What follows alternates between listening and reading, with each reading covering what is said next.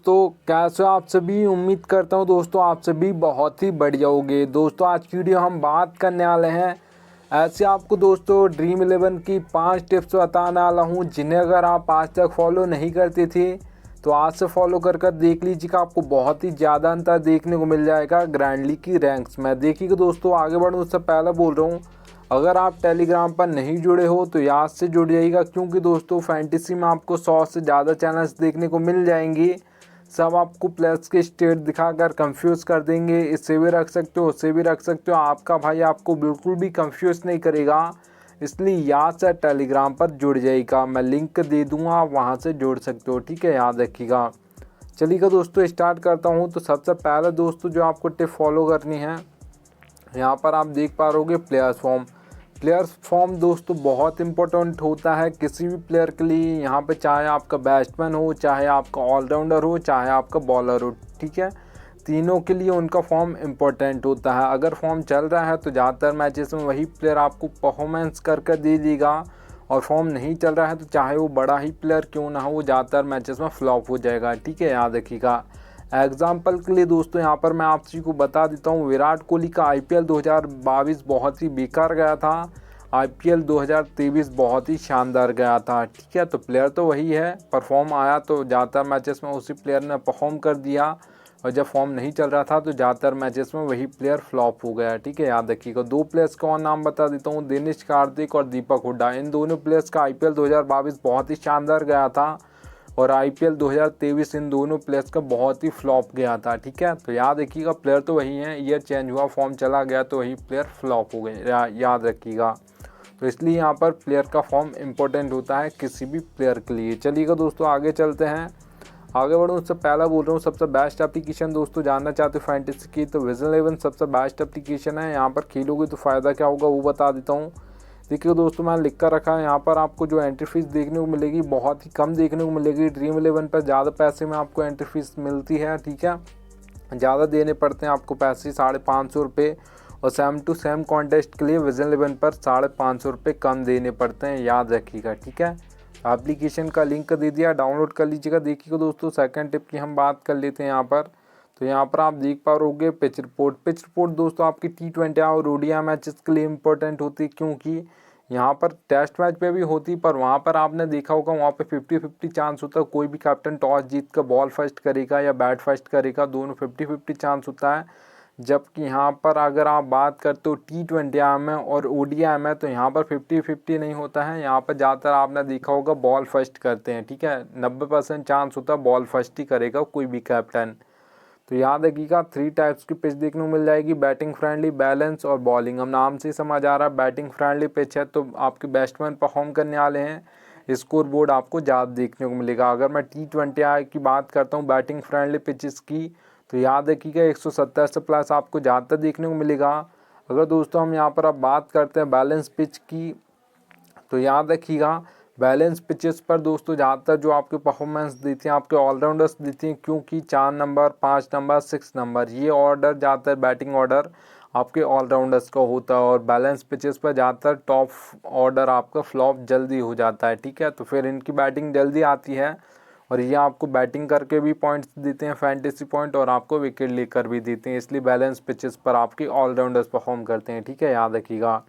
अगर दोस्तों यहाँ पर मैं बात करता हूँ बैलेंस पिचेस पर जो आपको ज़्यादातर स्कोर बोर्ड देखने को मिलेगा T20 में, वो देखने को मिलेगा ज़्यादातर 150 से लेकर 170 के बीच में, ज़्यादातर 160 165 देखा जाता है, याद रखिएगा। अगर दोस्तों यहाँ पर मैं बात करता हूँ बॉलिंग पिच की, तो याद रखिएगा बॉलिंग पिचेस पर दोस्तों ज़्यादातर अब आपके बैट्समैन की जगह बॉलिंग जो बॉलर्स हैं वो परफॉर्म करने वाले हैं, ठीक है, और बहुत जल्दी विकेट गिरेंगे और स्कोर बोर्ड आपको कम देखने को मिलेगा। अगर दोस्तों यहाँ पर मैं बात करता हूँ सबसे ज़्यादा कौन विकेट लेकर बॉलिंग पिचेस पर, तो याद रखिएगा ज़्यादातर जो पिचेस होती हैं आपके पेसर्स को ही मदद करती हैं, बहुत ही कम स्पिनर्स को मदद करने वाली पिचेस होती हैं, ठीक है, याद रखिएगा।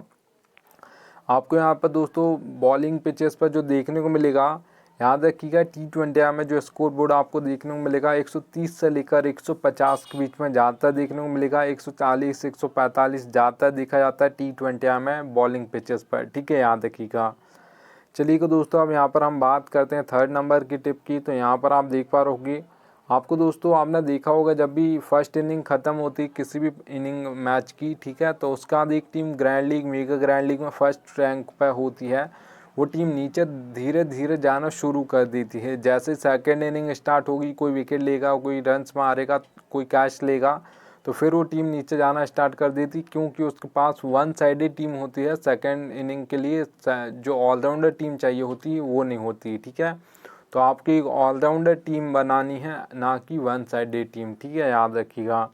आपको वन ऑलराउंडर टीम कैसे बनानी, दोनों टीम्स आपको यहाँ पर दोनों साइड से आपको बैट्समैन रखने, दोनों साइड से ऑलराउंडर्स, दोनों साइड से आपको यहाँ पर और आपके बॉलर्स भी रखने, ठीक है।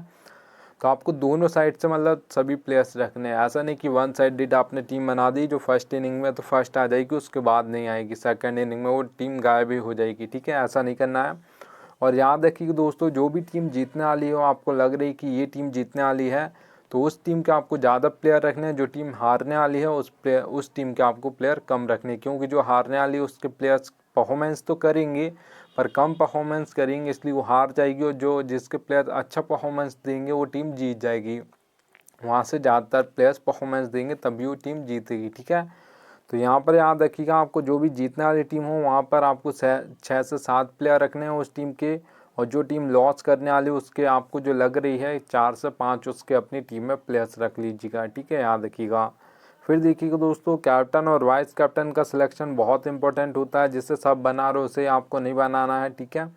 और याद रखिएगा दोस्तों, ऐसा भी नहीं है कि मतलब जिससे सब बना रहे हैं आप उसे बहुत ही अलग बना दो, ऐसा भी नहीं करना है। आपको कैप्टन और वाइस कैप्टन बहुत ही सोच समझ कर बनाने, क्योंकि अगर आपका एक या दो प्लेयर भी फ्लॉप हो जाते हैं तो भी आपकी grand league mega grand league में फर्स्ट रैंक आ जाएगी। थोड़ा मैच इधर उधर हुआ तो अगर आपके यहाँ पर कैप्टन और वाइस कैप्टन ही फ्लॉप हो गए तो याद रखिएगा फिर तो आप भूल ही जाइएगा सारे। अगर आपके प्लेयर चल भी गए फिर भी आपकी grand league mega grand league में फर्स्ट रैंक कभी नहीं आएगी, इतना याद रख लीजिएगा। तो देखिए अब मैं आपको बता देता हूँ यहाँ पर कैप्टन और वाइस कैप्टन आप कैसे बना सकते हो, ठीक है। तो देखिए दोस्तों 22 प्लेयर्स आपको देखने को मिलेंगे कैप्टन और वाइस कैप्टन के लिए। मैं इम्पैक्ट प्लेयर की बात नहीं कर रहा हूँ। तो 11 एक टीम से 11 दूसरी टीम से, तो दोनों को मिलाओगे तो 22 होंगे। तो 22 में से हमको कैप्टन और वाइस कैप्टन बनाना है। तो आप कैसे बनाएंगे, याद रखिएगा दोस्तों, सारे प्लेयर्स परफॉर्मेंस नहीं करते हैं। आपको ज़्यादातर जो मैचेस में आपको ऐसा खुद से लगेगा कि 5 से 6 ऐसे प्लेयर हैं जिसमें से इनमें से ही कोई कैप्टन और वाइस कैप्टन बनेगा। तो आपको जो भी आज के टीम में लग रहा है कि इनमें से कोई बनेगा, तो ऐसे आपको 6 प्लेयर अलग से निकाल लेने। उसके बाद देखिएगा जो भी आपने प्लेयर निकाले हैं उसमें देखिएगा दोस्तों कोई बैट्समैन है, किसी को आपने निकाला उसमें 6 प्लेयर में कोई बैट्समैन है, तो याद रखिएगा 1 2 3 इन नंबर का बैटिंग ऑर्डर है किसी का और फॉर्म अच्छा चल रहा है तो उसे आप कैप्टन और वाइस कैप्टन कर सकते हो, क्योंकि बहुत ही बेस्ट चॉइस रहेगा। अगर एंड तक खेलेगा तो बहुत ही ज़्यादा फैंटेसी पॉइंट आपको देकर जाएगा और बहुत कम चांस होगा कि फिर उससे ज़्यादा कोई फैंटेसी पॉइंट दे, ठीक है, याद रखिएगा। फॉर्म अच्छा चलना चाहिए और 1 2 3 इन नंबर्स का बैटिंग ऑर्डर होना चाहिए उसका, तो आप उसे बना सकते हो। जो 6 प्लेयर निकाले उसमें अगर कोई बैट्समैन है तो देखिए दोस्तों अगले यहाँ पर हम बात करते हैं कोई ऑलराउंडर है, आप कैप्टन और वाइस कैप्टन उसे बनाना चाहते हो तो याद रखिएगा 5 या 6 नंबर पर उसकी बैटिंग आ जानी चाहिए, उससे नीचे बैटिंग ऑर्डर उसका नहीं होना चाहिए। और अगर T20 मैच है तो ऐसा नहीं कि 1 या 2 ही ओवर डालेगा ऑलराउंडर, 4 ओवर नहीं डालेगा, ऐसा नहीं होना चाहिए। 4 ओवर भी उस दिन डालने वाला हो उससे तो आप कैप्टन और वाइस कैप्टन बना सकते हो, ठीक है, याद रखिएगा। ऐसा नहीं होना चाहिए दोस्तों कि 7 नंबर पर बैटिंग करने आएगा सिर्फ आपको बॉलिंग से पॉइंट देगा या फिर बैटिंग से ही देगा, बॉलिंग से नहीं देगा, दोनों काम करेगा ऑलराउंडर तो आपको बहुत ज़्यादा पॉइंट देकर जाएगा। नहीं तो फिर बहुत कम चांस होगा वो ऑलराउंडर कैप्टन या वाइस कैप्टन बन जाए, ठीक है, याद रखिएगा। तो आपको देखना है कि 5 से 6 नंबर पर उसकी बैटिंग आ जानी चाहिए, उससे बैटिंग ऑर्डर नीचे नहीं होना चाहिए और उसका 4 ओवर भी उस दिन डालने वाला हो।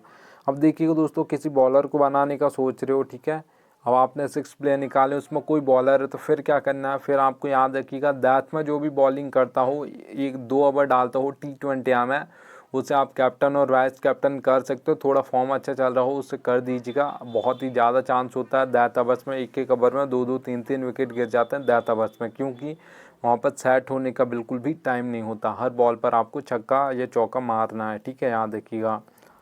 तो यहाँ पर देख लीजिएगा दोस्तों, यहाँ पर अगर हम बात करते हैं 6th नंबर की, तो मैंने 5 बता दी। ये रियलिटी बता रहा हूँ, ये आपको बोनस टिप बता रहा हूँ फैंटेसी की। देखिए दोस्तों, मैंने लिख कर रखा है नीड लक, ज़रूरत पड़ेगी आपको लक की फैंटेसी में। कोई भी कॉन्टेस्ट खेलते हो, head to head, small league, grand league, mega grand league, तो लक की ज़रूरत आपको पड़ती है, ठीक है, याद रख लीजिएगा। अब देखिएगा दोस्तों, अगर आप हेड टू हेड खेलते हो जिसमें सिर्फ 2 ही मेंबर्स होते हैं, एक मैं हूँगा एक आप हो गए, तो यहाँ पर 10% लक चलता है आपका, ठीक है। 10% लक चलता है, 90% आपकी नॉलेज चलती है। अगर आपको अच्छी खासी नॉलेज है फैंटेसी की, तो आप हेड टू हेड कॉन्टेस्ट जीत सकते हो, इतना याद रखिएगा। अगर दोस्तों हम यहाँ पर बात करते हैं स्मॉल लीग की, जिसमें 3 से 4 मेंबर कॉन्टेस्ट होते हैं, तो यहाँ पर दोस्तों याद रखिएगा, अब मेंबर्स बढ़ गए हैं तो लक परसेंटेज 10 से 20% हो जाएगा, और आपके मेंबर्स बढ़ गए इसलिए 80% आपका लक हो जाए, 80% आपकी नॉलेज हो जाएगी, 20% आपका लक हो जाएगा, ठीक है, याद रखिएगा। तो यहाँ पर भी आप जीत जाओगे। अगर आपको अच्छी खासी नॉलेज है फैंटेसी की, तो स्मॉल लीग कॉन्टेस्ट भी आप जीत सकते हो, क्योंकि यहाँ पर 3 से 4 ही मेंबर होंगे। देखिए दोस्तों, अब हम ग्रैंड लीग और मेगा ग्रैंड लीग की बात करते हैं, जिसमें मेंबर्स बहुत ही ज़्यादा होते हैं, ठीक है। ग्रैंड लीग में तो आपको 1 लाख 2 लाख भी मिल जाएंगे और कम भी मिल जाएंगे, और मेगा ग्रैंड लीग में तो आपको करोड़ों में मिलते हैं, ठीक है। तो यहाँ पर 50-50 होता है कि 50% आपको अपना बेस्ट देना है। जिस दिन आपका लक बेस्ट देगा उसी दिन आपकी grand league, mega grand league में फर्स्ट रैंक आएगी, नहीं तो नहीं आएगी दोस्तों, इतना याद रख लीजिएगा। और ऐसा भी नहीं करना कि आपको 100% लक पर डिपेंड हो जाना है।